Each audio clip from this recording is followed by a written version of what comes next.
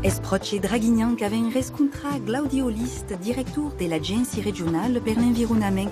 L'escasenza de presenta a queste strutture ufficiali che si intravent dans le développement du radis depuis mai de 35 ans. Le travail de l'ARP, c'est d'aider les collectivités et les communes. Et depuis le début, il y a toujours eu cette idée des régions et des départements qui font partie de l'ARP, qui sont les fondateurs de l'ARP. Il y a toujours eu cette idée d'accompagner, d'aider les collectivités pour faire des actions d'encastre de l'environnement au sens large du terme.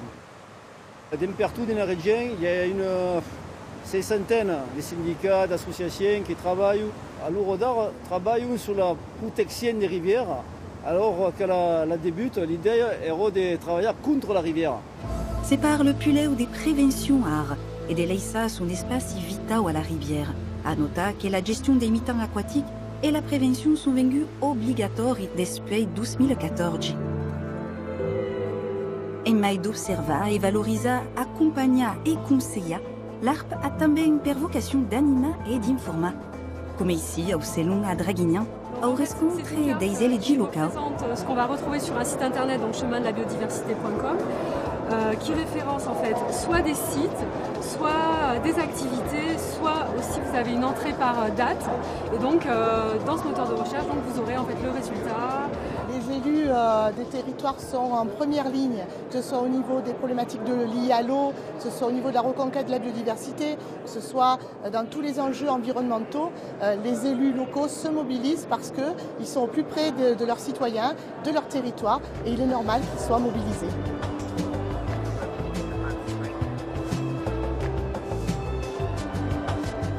Après le plan zéro pesticide, une loi en 2017 vient inhibir l'utilisation des pesticides par les collectivités.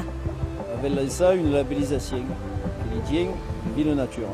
Et ville nature, l'idée de la progression. Toutes les collectivités peuvent répondre et lui donner, si c'est possible, si elles sont bonnes, une libellule, une damiselle.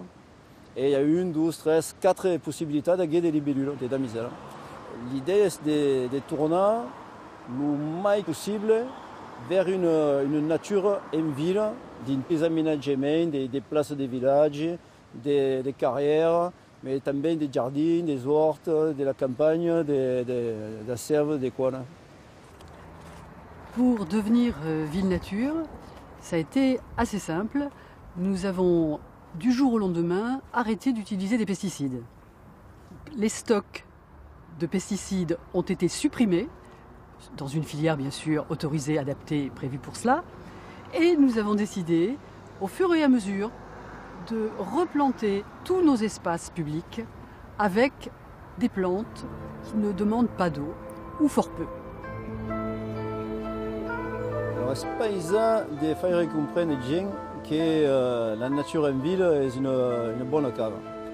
Et donc il y a tout un travail de sensibilisation à mener, mais les élus, mais les techniciens des communes, pour faire comprendre un peu. Ici, c'est dans un pays latin et l'herbe n'est pas propre. Et il faut le nettoyer. Donc faire comprendre aux gens qu'il ne faut pas tout nettoyer, que l'herbe n'est pas maride.